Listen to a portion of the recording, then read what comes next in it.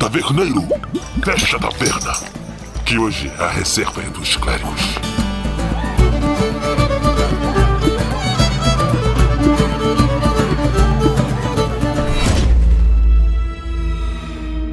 Saudações, internet, aqui é o Gabriel e hoje eu vim aqui do futuro para poder falar para vocês que esse podcast vai explodir a mente de vocês. Boa noite, boa tarde, bom dia para todos que estão aí. Salve a todos. Nascemos para destruir o eterno retorno. Meu nome é Juliano Chaves Batista e vamos seguindo o nosso destino. Só frase sinistra aqui no podcast.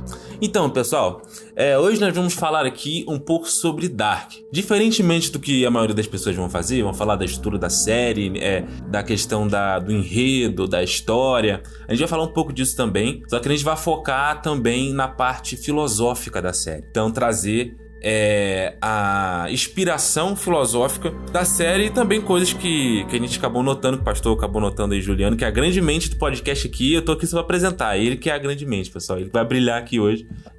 Teve excelentes insights a respeito da série. Acredito que vai ajudar muita gente a não apenas entender ou gostar da série em si, mas também adquirir conteúdo filosófico a respeito e quem sabe até se interessar por mais por filosofia e querer compreender mais sobre isso. Acredito que vocês vão gostar. Então, pessoal, vamos lá pro nosso podcast. Hold down your hands, give me a sign, hold down your lies, lay down next to me, don't listen when I scream, bury your doubts and fall asleep. Pessoal, pra quem não sabe, Dark é uma série alemã, tá bom? E o enredo da série se baseia principalmente na questão da viagem no tempo e como ela tem os seus efeitos na própria natureza humana, né? Tem vários personagens que vivem em períodos diferentes. Inclusive nós temos personagens, a versão dele criança, adulto e idoso. Isso é muito interessante da série. E a questão é uma trama, né? Como se fosse uma conspiração de grupos de pessoas tentando meio que ter os seus objetivos cumpridos através da viagem no tempo. E diferente do que a gente está acostumado nas séries ou coisas de viagem no tempo, que cria uma linha, um mundo paralelo, as viagens no tempo de Dark, elas funcionam um pouco diferente, porque elas funcionam como se uma viagem, ela sempre tivesse acontecido. Então, se eu viajei 33 anos atrás, eu realmente existi 33 anos atrás, então no futuro eu sou meio que, é como se eu fosse obrigado pelo destino. A gente vai discutir isso aqui. Eu não poderia viajar no tempo e matar o meu pai antes de eu nascer, porque isso iria me impossibilitar a minha existência, e como eu existo e voltei no tempo, significa que eu nasci. Basicamente esse seria um exemplo aqui de como funciona. Então, pessoal, eu não vou dizer tudo aqui da série. Se você gostar, aí apesar dos spoilers você vai levar aqui no podcast, quiser assistir, acredito que vai te satisfazer bastante. Nós não somos livres no que fazemos, porque não somos livres no que desejamos. Pessoal, então agora a gente vai começar aqui falando sobre o final da série. Muitas pessoas não gostaram do final, até porque às vezes a série no final acabou apresentando talvez uma perspectiva diferente, um evento final diferente do que seria imaginado. Eu gostei do final, mas muitas pessoas não gostaram, e a gente vai começar falando um pouco sobre isso. Então, se você não assistiu Dark, vai ter spoiler, tá bom? Avisamos aqui, vamos falar spoiler sem pena. Então, se você quer assistir Dark primeiro e depois escutar o podcast, perfeito. Se não, se você não liga pra spoiler, então bem-vindo à taverna aí, nós iremos te ajudar a entender um pouco mais sobre isso.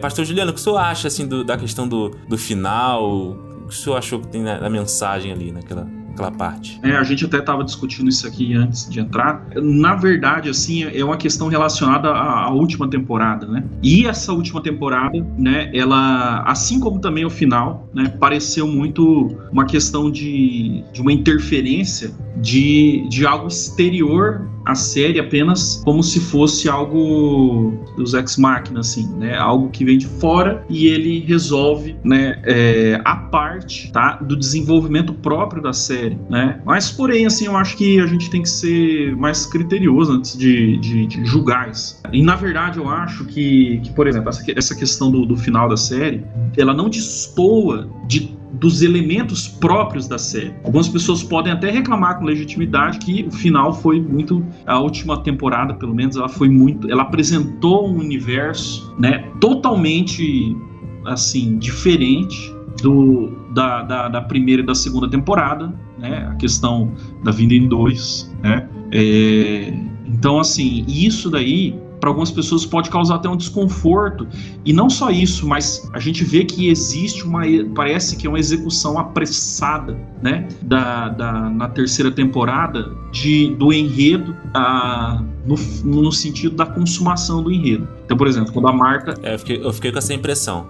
Então, quando a Marta 2 ela chega no final da segunda temporada, né, parece que essa questão dessa intervenção de fora, né, o Jonas, ele simplesmente é salvo por alguém de fora, né, e a gente fica sem pensar. Mas é interessante que, tipo assim, que não é só isso, né, essa daí é uma das formas como o Jonas escapa da destruição lá né, do fim do mundo, que acontece lá com a explosão da usina. Porque, na verdade, a gente vê lá nos últimos capítulos, acho que na metade da terceira temporada pra frente, né, os capítulos lá, que existe esse é um dos mundos possíveis. Se você vê, que a gente chama de mundo espelhado, né? Muitas pessoas chamaram esse mundo da vinda em dois de mundo espelhado. E você pode perceber na abertura que existe vários, assim, uma cena que é recortada por vários espelhos. Caraca, meu Deus do céu, não tinha pra pensar nisso. Realmente, a abertura reflete os mundos, porque é sempre um espelho. Nossa! Igual, por exemplo, tem uma cena que estão arrastando o Mads, que não dá pra ver inteiro, né? Mas essa cena de alguém arrastando o Mads, eu acho que é da segunda temporada. E, na verdade, aparece duas pessoas arrastando o Mads. Duas imagens.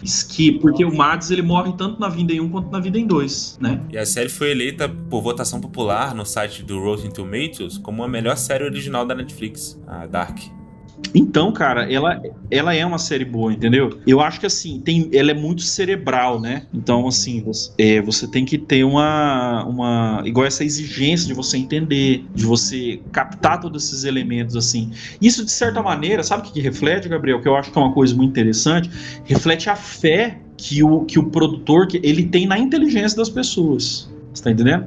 Além de ele ter essa habilidade de construir a trama, ele não fez apenas a história interior da série como composta de um significado, mas também os elementos exteriores da série que a gente pode considerar que também eles são prenhes de significado, né?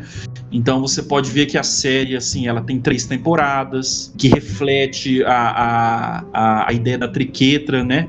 Do passado, presente e futuro. A questão da abertura também, que ela reflete a cosmologia da série. Então, assim, muitas coisas que você pode vislumbrar na série, elas têm um amarramento artístico, tá certo? Que confere riqueza para a série. Nós não somos livres no que fazemos, porque não somos livres no que desejamos. Pessoal, vamos falar um pouco aqui então sobre o eterno retorno aqui da série de Dark. O pastor vai explicar um pouco sobre esse assunto aí. Nós estamos falando aqui sobre a questão de Dark e os elementos da filosofia, né, que estruturam a série. A gente vai falar agora da questão do Eterno Retorno. O Eterno Retorno, apesar de não ser um elemento exclusivo da filosofia alemã, né? Pelo contrário, é um elemento característico de uma certa filosofia alemã que nasceu principalmente ali no final do 18, né, do século XVIII. Então, que o Eterno Retorno, na verdade, ali a gente vê na filosofia de Nietzsche, ali no Além do Bem e do Mal, o Nietzsche ele chama o Eterno Retorno de o nome dele, Círculo Vicioso Divino, que é uma ideia que é anterior ao cristianismo, obviamente, anterior da filosofia a revelação judaica também, né? Moisés lá, a revelação mosaica, a gente pode falar assim. Então é anterior à revelação mosaica, que é uma compreensão do cosmos que a gente pode ver lá no mito de Gilgamesh, né? Lá babilônico, mesopotâmico. A ideia do eterno retorno, ela é basicamente a ideia de que o universo ele anda em círculos, que não existe, por exemplo, isso aí até de certa maneira tem o seu reflexo um pouco na Bíblia, quando o Salomão fala que não existe nada de novo debaixo do sol. Mas assim, obviamente que é o profetismo ainda, assim, existem elementos de verdade na questão do eterno retorno, porque a natureza sempre ela é a mesma, né? Mas a história, ela não é necessariamente a mesma e, assim, por ser Deus o autor da história, a gente tem, sob perspectiva da nossa vista, ela se dá para o infinito. Então Deus ele pode conduzir a história linearmente para toda a eternidade, né? E isso daí foi uma compreensão mosaica. Por exemplo, a epopeia de Gilgamesh. Tem também o mito babilônico da ideia de que o dilúvio ocorre sempre. O dilúvio ocorre sempre lá nos mitos mesopotâmicos. E a gente vê na teologia bíblica ali que o dilúvio ocorre uma vez só e Deus coloca o arco-íris no céu para não acontecer mais. Então, assim, o mito do eterno retorno, ele é característico de uma visão, de um pensamento cosmológico que ele, na verdade, concebe a divindade como se fossem soldadas ao cosmos, ou seja, os deuses são o cosmos. Não existe uma noção de transcendência. O que isso tem a ver com a série? A gente vê lá quando o Jonas adulto, o Stranger, ele vai na casa do Tannhaus pela primeira vez e ele vai perguntar no livro dele o que é o Eterno Retorno, porque o Tannhaus ele fala assim que a estrutura do universo ela é baseada no Eterno Retorno, né? De uma história que ela começa e ela volta, ela se colapsa, né? E ela volta ao seu início, né? E que é uma coisa que não tem como você quebrar isso daí. Basicamente as pessoas fazem parte de um círculo inquebrantável, né? O Tannhaus ele vai falar isso, que ninguém pode fugir disso, né? Pelo menos é a teoria do livro lá, que ele fala que ninguém pode fugir disso. E a gente vê que na série, de fato, as coisas elas se desdobram isso, porque a angústia das pessoas ali na série é que elas não conseguem fazer diferente. Exatamente. Fica nisso, né? A angústia de não conseguir mudar aquilo que eles queriam fazer. E até o Jonas adulto, quando ele prende o Jonas mais jovem, e daí, assim, ele leva ele lá pro bunker e mais tarde o Stranger aparece lá. O Stranger revela que ele é ele do futuro. Daí o Jonas fala, você pode fazer diferente, me solta daqui, que não sei o quê. E daí o Jonas adulto ele vai falar assim, eu já tive aqui no seu lugar, que não sei o que, você falou as mesmas palavras, barará. Você falou e eu vivi a vida inteira imaginando que eu nunca conseguiria falar o que eu falei, eu tô falando agora. Entendeu? E ele tá ouvindo tudo e ele tá falando a mesma coisa que ele ouviu outro cara falar, entendeu? Imagina só a angústia que não deve ser esse negócio. Só que é interessante que eles sempre estão tentando fazer o diferente. Só que, por exemplo, todo mundo tá tentando na cadeia dos eventos, todo mundo tá tentando fazer o diferente, fazendo a mesma coisa. De certa maneira, isso daí é uma questão da própria série, né? Assim, essa questão do eterno retorno. Nós não somos livres no que fazemos, porque não somos livres no que desejamos.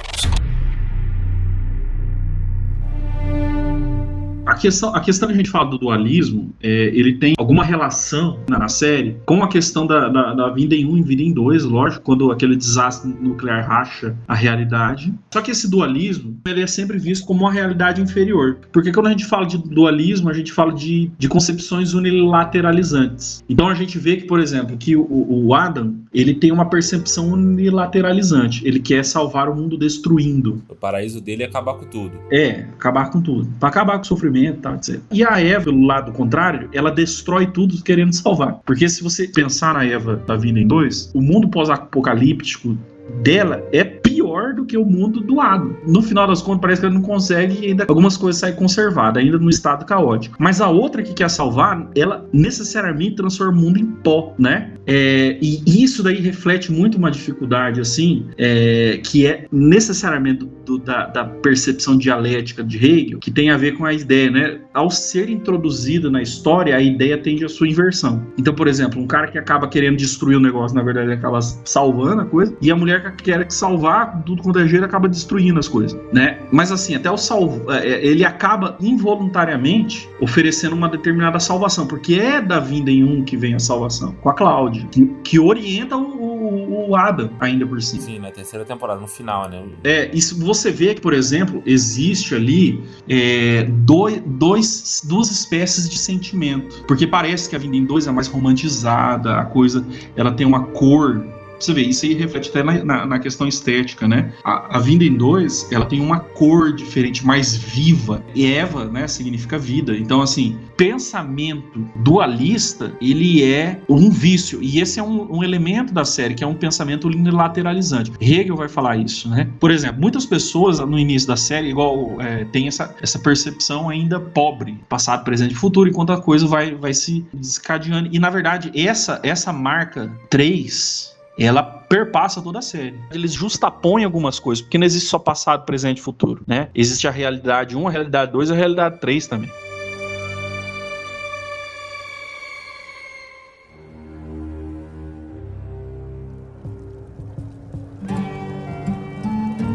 Pessoal, agora aqui vamos falar sobre determinismo. Essa é uma parte muito interessante, que é o que a gente estava comentando aqui, né? Naquela cena em que o Jonas está conversando com ele mais velho, né? Ele idoso lá, todo deformado. Que inclusive eu chutei, tava vendo a série com minha namorada na hora. Eu chutei, falei, quer ver que esse velho é ele do futuro? E aí era ele mesmo. Que é a ideia de que eles não podiam fazer diferente, né? Tanto que o Jonas adulto, o Jonas idoso, né? Ele falou assim, eu fiquei a minha vida inteira pensando nesse momento, imaginando que eu ia falar uma parada diferente. Só que agora, pensando do jeito que eu tô pensando, eu não vejo motivo pra mudar o que eu vou falar. E de certa forma seria impossível ele mudar, né? Porque ele fala até que é estranho estar desse lado, porque ele já esteve do outro lado, né? Assim como o Jonas naquele momento estava. E isso é muito interessante, né? Essa questão da série de que é impossível você mudar o passado, porque se o passado foi mudado, foi você que mudou e nada pode mudar isso. Essa questão do determinismo é muito interessante. Na verdade, assim, o determinismo não é só da filosofia alemã, acho que também no século XVII também houve percepções assim, na teologia, inclusive, né? A ideia determinista da teologia, né? Que tirava a liberdade do homem, na verdade, né? Mas também, assim, Newton, um pouco assim também de fazer a distinção entre o determinismo divino e o determinismo material, físico, né? Existem diferenças óbvias em relação a essa questão, mas à medida em que o pensamento científico foi se impondo, o pensamento mais positivista, né? Positivista no sentido da questão daquilo que é posto diante dos seus olhos para você experimentar, né? Que tem uma posição na realidade que é verificável, né, mensurável e tal, todas essas qualidades aí. Então, assim, essa percepção do determinismo na esfera física, ela foi sendo cada vez mais, ganhando mais espaço, principalmente com o avanço da ideologia cientificista e tal. O que isso tem a ver com Dark? Tem a ver com a questão que eles falam a respeito da questão da vontade. O Schopenhauer falava a respeito muito dessa questão do desejo. Então, de certa maneira, o desejo... Olha que interessante, agora vamos raciocinar com Dark. O desejo, ele é, de certa forma, a realidade de uma queda. E todas as pessoas de Vinda em 1 e Vinda em 2 estão em estado de queda. Eles são humilhados porque eles não conseguem sair daquilo, e o desejo deles é isso. E outra forma, eles são humilhados quando eles querem o que eles desejam. Eles conseguem fazer o que eles querem. Porque eles veem que aquilo que eles querem, na verdade, é aquilo que o outro também quer.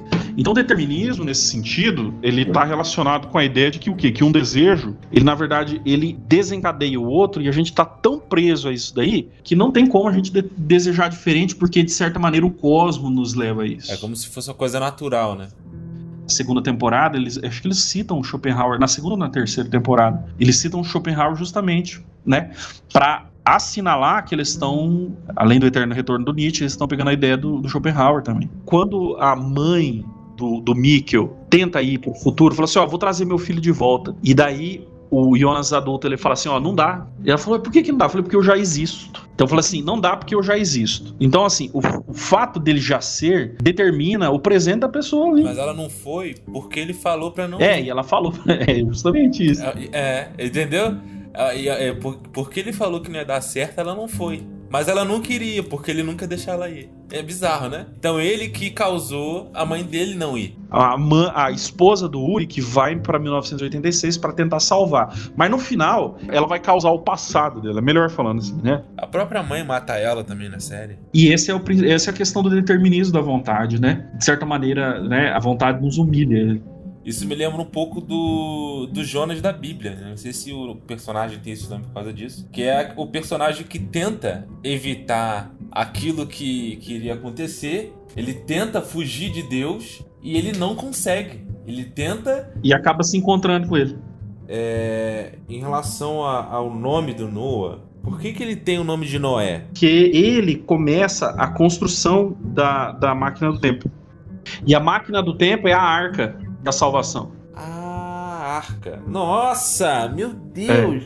Entendeu? E é a partir do projeto dele que o Adam vai desenvolver, né, a máquina maior. Mas é ele que vai construindo, né? E ele constrói, ele consegue realizar a viagem no tempo. E tem uma parte mesmo na série que ele fala que a máquina do tempo era a arca da salvação. E Adão e Eva seria por quê? Porque eles, na verdade, eles geram o infinito, né? Eles geram aquilo que deles partem, tá? Deles partem o nó de amarração de toda a genealogia de Dark, né? Sim. Entendeu? Então, assim, eles são os eles são os cabeças dos dois mundos. Nós não somos livres no que fazemos, porque não somos livres no que desejamos.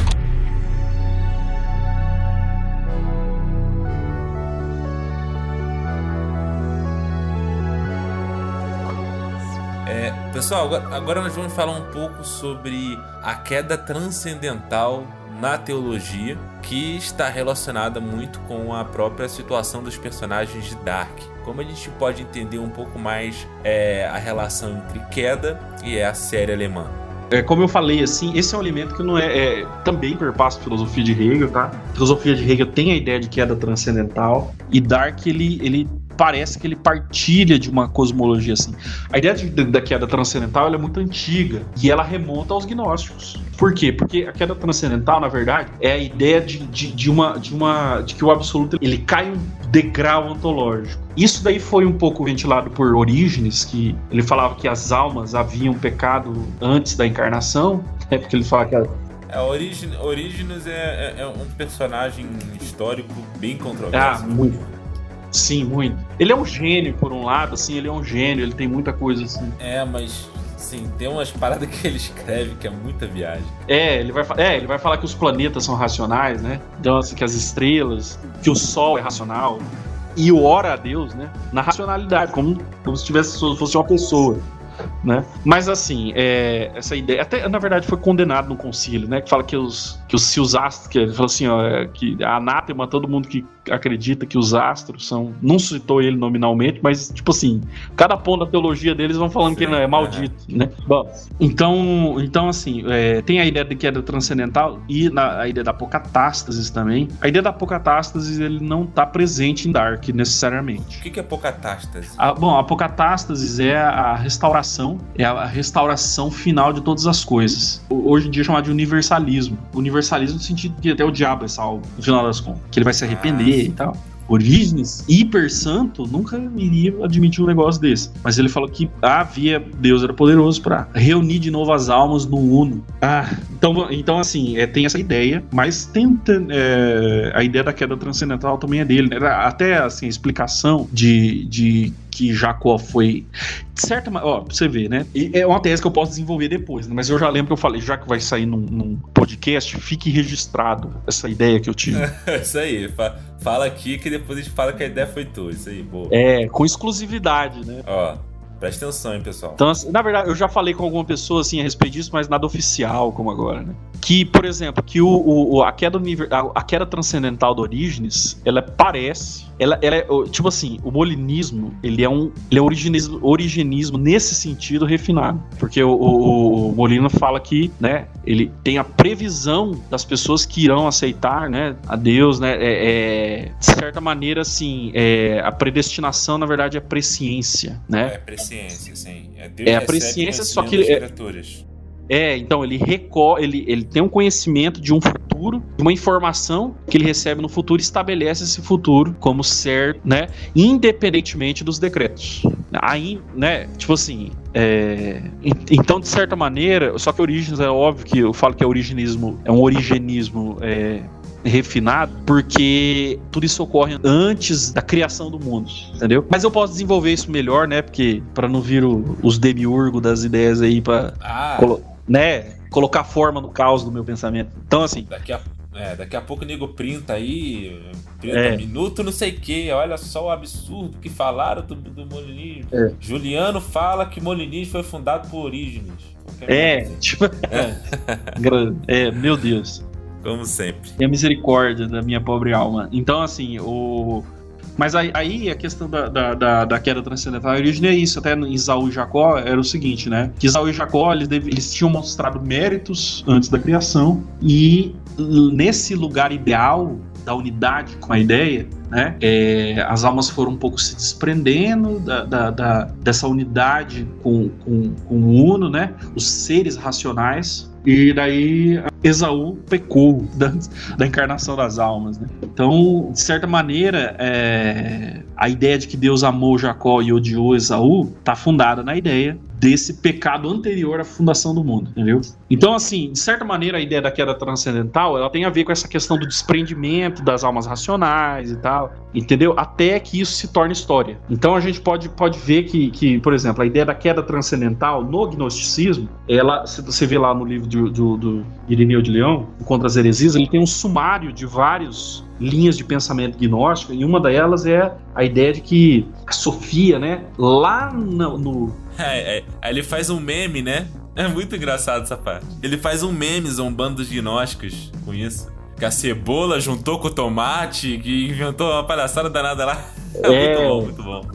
A abóbora que gerou alface, que gerou não sei o quê. E aí ele vai falar assim, que Sofia, né, tentando alcançar o conhecimento pleroma, ela não conseguiu, e isso angustiou muito ela chorou. E essas lágrimas são as almas, principalmente as almas do predestinado. Então, assim, tem a ver com essa ideia da queda transcendental. Então, uma tragédia metafísica, não no sentido da contradição que a gente enxerga, né, tragédia metafísica, mas uma tragédia metafísica que ocorre lá no ponto alto da realidade, né, o ponto absoluto da realidade, essa tragédia metafísica no interior dá início à criação. Então, por exemplo, em Dark isso aí tem a ver, por quê? Porque a gente vê que o Tannhäuser, você vê, né? O Tannhäuser morre, ele briga, o Tannhäuser é tipo assim, o Deus, né? Ele tem um filho lá e a esposa do filho e tal, e o filho meio briga com ele, né? Já começa a tragédia metafísica aí. E daí ele sai de noite, pega a estrada e morre no caminho, né? O carro dele é lançado no lago, morre o filho, a esposa e o neto. A neta, né? Acho que é neta. É neta, que é a Charlotte, né? É Charlotte, aham. Neta, que é a Charlotte. Seu último episódio da série, aparece. E essa tristeza, a questão da vontade, né? Essa tristeza do Tannhäuser leva ele e fala assim, ó, vamos voltar no tempo. E dele constrói uma máquina lá, que é uma bola lá, cheia de uma parafernália ali, né? Cheia de tubos de ferro ali. E de repente, o que ele faz? Ele põe aquela máquina para funcionar, e quando ele coloca aquela máquina para funcionar em 1986, o que acontece? A realidade racha. E aí surge o mundo caído, que é da vida em um e da vida em dois, que é um colapso na realidade. Então por isso que eu falo que a percepção que eu tive quando eu vi ali, foi assim, ó, isso daí parece muito a questão dessa queda transcendental. É a queda transcendental ali. Nós não somos livres no que fazemos, porque não somos livres no que desejamos. Bom, a gente vai começar aqui essa questão agora da aparência e da essência. Vamos lá. O que isso tem a ver, né?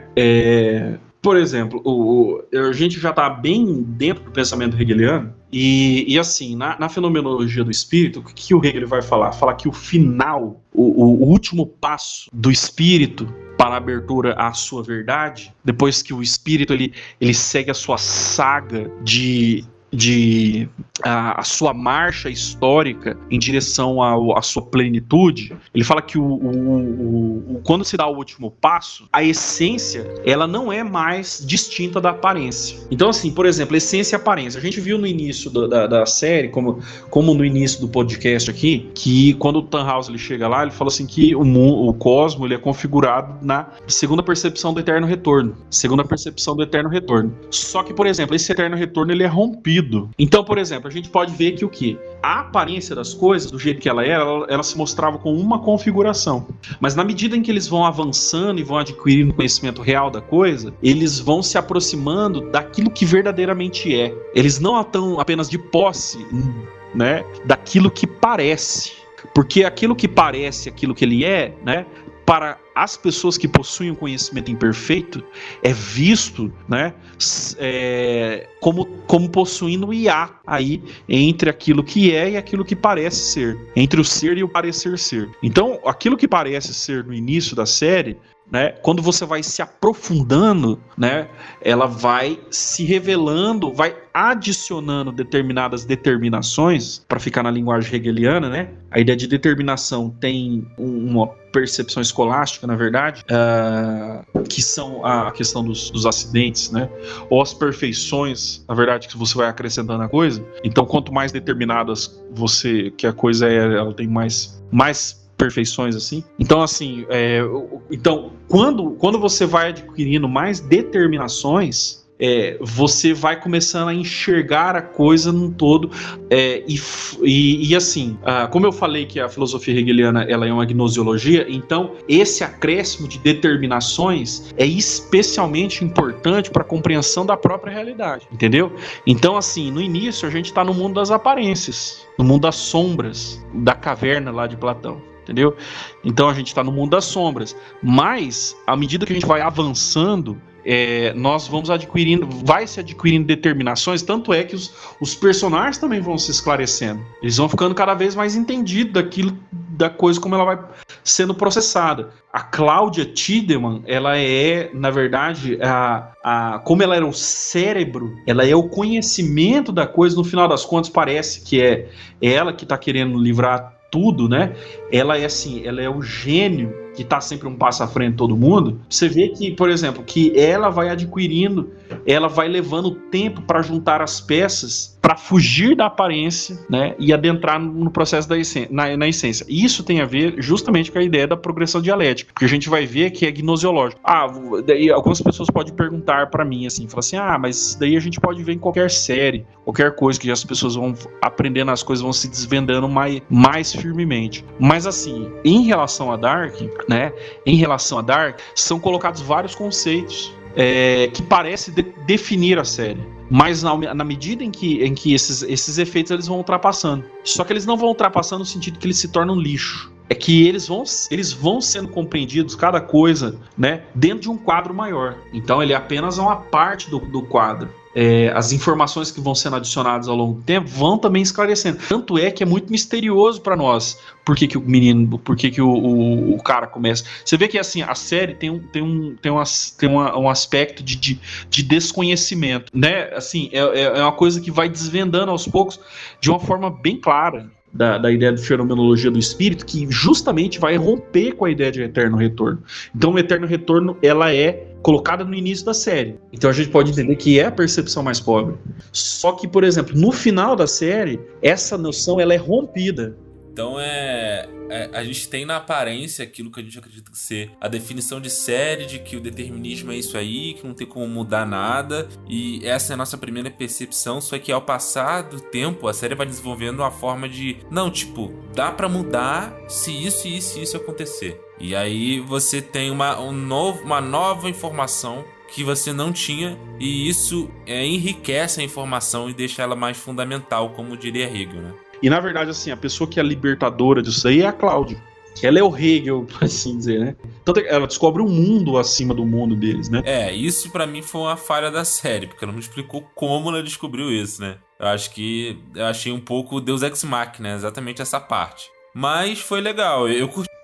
Mas tem uma questão, né, que talvez ela possa perceber que, por exemplo, que os dois mundos são incompletos, né, e que, por exemplo, seguindo Aristóteles, né, que na verdade o perfeito precede o imperfeito, né, sei lá, ela poderia ter isso, sim. Nós não somos livres no que fazemos, porque não somos livres no que desejamos. E a questão do instante? O instante seria aquele momento em que a coisa pode mudar? Isso, eles perceberam assim que quando estourou, né, a usina lá, diz que por um nanosegundo, eles falam, né? Como que eles perceberam no nanosegundo, né? Exatamente, é coisa de roteiro. Mas assim, é uma brecha na realidade a partir da qual você pode tomar uma decisão. Essa questão da brecha na realidade, engraçado, eu tinha lido O Político de Platão uns tempos atrás, antes de terminar a série. Logo que eu tinha mudado aqui para casa. A questão do instante, ela é basicamente a tentativa de Platão compreender a ação humana na sucessão do tempo, na sucessão temporal. E a ideia de sucessão é vista literalmente como uma coisa que sucede a outra. Então, nessa transição entre um momento tempo a outro, Platão ele falava assim que existia bem na fissura mesmo, naquilo que separava um momento do outro. Essa transição ela só poderia ser possível dentro de uma estrutura eterna, por assim dizer, dentro da eternidade, entendeu? É que na eternidade eu poderia bifurcar a minha decisão para um sentido ou para outro. Havia na verdade assim, as várias possibilidades, né? Aristóteles vai falar depois da questão da redução da potência ao ato. É como se Deus estivesse no instante? Entendeu? É que logo como as coisas são feitas nele, por assim dizer, ela é esse entremeio que só pode ser compreendido, vivenciado dentro da perspectiva da eternidade. Então aquilo que funda o movimento é a eternidade. A gente pode falar assim, né? Porque sem a eternidade não poderia haver um movimento. É aquela ideia da primeira via de Tomás de Aquino? A via do movimento, né? Então, assim, o Platão ele tinha falado ali que assim, o movimento ele só é possível, de certa forma, assim, ainda que de forma rudimentar, né? A transição de um ato para o outro deveria se dar nesse instante. Então, é nesse instante que a própria liberdade também é fundada. Então, daí, assim, voltando para Dark, né? Aquilo que rompe o movimento de eterno retorno é justamente o instante, aonde a liberdade ela pode ser possível, né? Porque você não fica preso a um encadeamento determinístico, assim, por assim dizer, entendeu? Um encadeamento determinista. Então, nisso daí é possível você fazer uma escolha. E tanto que a Cláudia ensina isso pro Salvador, que é o Adam. Né? Então Adam se converte, ele passa do primeiro Adam pro segundo Adam, o Adão 2, né? Nossa, pastor, nossa, caraca, muito bom. Realmente ele se converte ali como se ele fosse o segundo Adão, o Salvador. Nossa, muito bom, muito bom. Porque assim, eu não tô falando que o cara pensou absolutamente nisso quando pensou na série, não tô falando nisso. Existem análises de obras que, tipo assim, que transcendem o autor da obra, coisa que o autor nem percebeu. Muito da arte é isso, né, cara? Muito da arte é o transcender e reinterpretar a mensagem do outro, né? Nós não somos livres no que fazemos, porque não somos livres no que desejamos. Vamos falar então, agora no último bloco, sobre o tempo circular e o tempo linear presente dentro de Dark. Como a gente pode entender esses dois tipos de tempo na história? A ideia do tempo circular estava apresentado lá no início da série, né? Que todo mundo é ligado de uma forma indestrutível, que a história ela era concatenada de forma indestrutível por um nexo causal. Então uma causa causa um efeito, que causa outro efeito, que causa outro efeito, que causa outro efeito, e assim sucessivamente. E isso nunca se desfaz. Apesar de que Aristóteles, na metafísica, ele fala que o círculo é impossível. De certa maneira, a série inicia com essa percepção imperfeita de realidade. Porque assim, acabou que foi linear, porque criou o tempo foi criado, aquele loop foi criado lá na vinda original, que gerou a vida em 1, a vida em 2, e aí depois a vida em 1 e a vida em 2 pararam de existir. Então, no fim das contas, acabou que foi linear, né? Teve um começo, um meio e um fim, dependente de quantas vezes ocorreu. Então, assim, o tempo linear na série venceu, e o tempo linear implica em liberdade. Obviamente, né? Porque se nada pode ser igual, né? Na sucessão dos tempos. E de certa maneira, quem fazia ser o o pai do tempo linear era o infinito. Que o Adam da Vinda em 2, ele falou pra Marta que ele nos deu a vida e agora nós vamos dar a vida a ele. Então, de certa maneira, ele era o nó, né? Quando, é o nome que tem na série, né? Que eles querem desatar o nó. E quem mantinha o nó era o filho do Jonas com a Marta, que é o infinito. E de certa maneira, eles são a matéria escura, porque quando a Vinden acaba, essa Vinda em 1 e 2, elas voltam a ser a Vinda em Gênesis, elas são destruídas, né? São elevadas a uma realidade superior, né? Então, quando isso acontece, a linhagem do Tronte desaparece. O Ulrich Nielsen não existe mais. Então, a galera do nó desaparece. Porque eles, de certa maneira, eles são a razão, né, do nó entre os dois mundos, alguma coisa assim, nas duas realidades, né? Então, assim, eles desaparecendo, o tempo vai linearmente, retamente, né? E eles são a matéria escura, né? De certa maneira, eles representam a tragédia, que é só por causa da matéria escura que acontece a viagem do tempo. E a viagem no tempo, ela é presidida justamente por essa galera. Então, assim, de certa maneira, eles são superados. A questão do tempo circular é essa, né? Então, o tempo circular, ele é o vício mesmo, né? E, de certa maneira, a gente pode falar que a matéria escura, ela achou um caminho para si mesma e saiu da circularidade para entrar aí na linearidade. Então, acho que é isso. Pessoal, então, se vocês gostaram aí do nosso podcast, se você achou a série interessante, a gente recomenda aqui pra você assistir. A série é muito boa, tá? Se você não assistiu e resolveu ver os spoilers, mas a série é muito boa, ela tem uma temática bastante interessante. E também, se a gente te ajudou a entender um pouco mais sobre filosofia e entender como, até na cultura pop, né, a filosofia também está inserida, né? Teologia também. Essas disciplinas, né, essas formas de pensar estão inseridas, né, em vários tipos de coisas, como séries, como filmes, essas coisas assim. E a gente espera que você tenha aprendido alguma coisa conosco hoje aí. Você está assistindo o podcast em qualquer data, né? Não sei quando você está assistindo. Mas é isso aí, pessoal. Queremos agradecer a presença de todos vocês. E eu queria agradecer também a presença, né, do pastor Juliano, que deu essa aula de filosofia incrível pra gente, né? Aprendi muito aqui, né, gravando o podcast. Ainda vou ter a oportunidade de ouvir mais vezes, porque eu vou editar ainda, né? E queria pedir também para que o Juliano pudesse fazer uma oração pra gente poder terminar o podcast e que também vocês possam entender mais sobre esse assunto. E também depois da oração, ou antes, na verdade, antes da oração, pedir para que o senhor pudesse dar algumas recomendações de livros ou coisas assim, para as pessoas se entenderem mais sobre os assuntos que foram tratados aqui no podcast. Indicar Hegel é até, assim, uma crueldade, né? Pelo menos o Fenomenologia do Espírito. É muito difícil, é um livro muito difícil, mas tem um livro dele que acho que a gente pode entender melhor. Tem um livro dele que chama História da Filosofia, que de fato ele vai discorrendo sobre a história da filosofia toda e tal, até a época dele, claro, obviamente, né? Podia discorrer sobre a nossa época, da filosofia da nossa época, mas é muito interessante.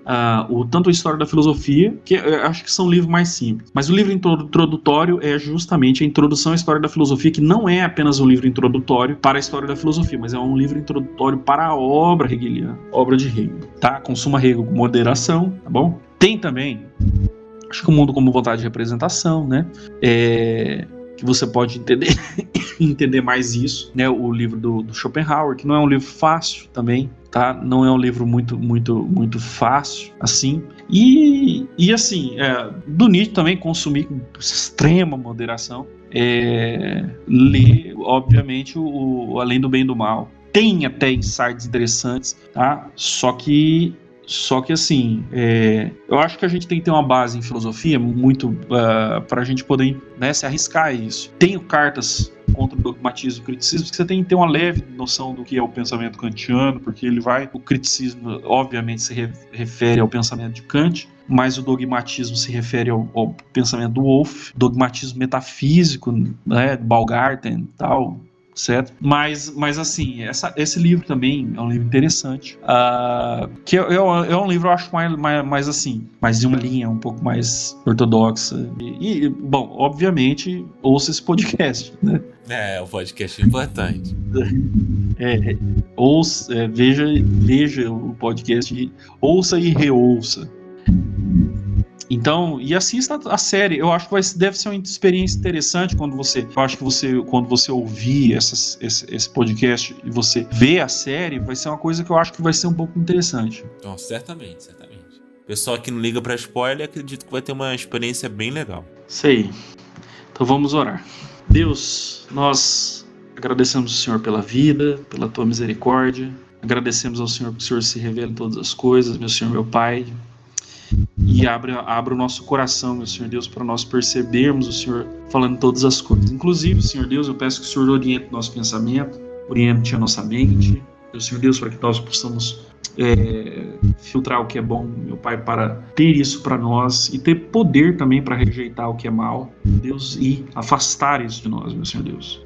Que o Senhor esteja abençoando as nossas vidas, abençoa a vida do Gabriel, meu Senhor Deus, abençoa o projeto, a Taverna dos Clérigos, Senhor Deus, esteja abençoando a vida dele, abençoa a família dele, a casa, os projetos, todas as coisas, Senhor Deus.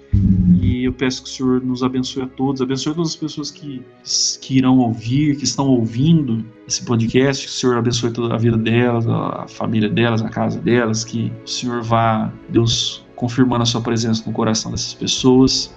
E eu oro também, meu Senhor Deus, para que o Senhor coloque a nossa mente, o nosso espírito, a nossa inteligência de pé, Senhor Deus, para que nós possamos realmente perceber o mundo conforme o Senhor deseja que nós percebamos, que nós possamos agir da maneira como o Senhor quer que nós ajamos, meu Senhor Deus, porque para agir, meu Senhor Deus, nós precisamos conhecer, que o Senhor esteja santificando a vida de todos nós, meu Senhor, meu Pai, de todas as pessoas, e o Senhor perdoa os nossos pecados, meu Pai, perdoa os nossos pecados, as nossas falhas, as nossas transgressões e iniquidades, meu Senhor Deus, e consola o nosso coração e consola a nossa vida. Essa é a oração que eu faço em nome de Jesus. Amém.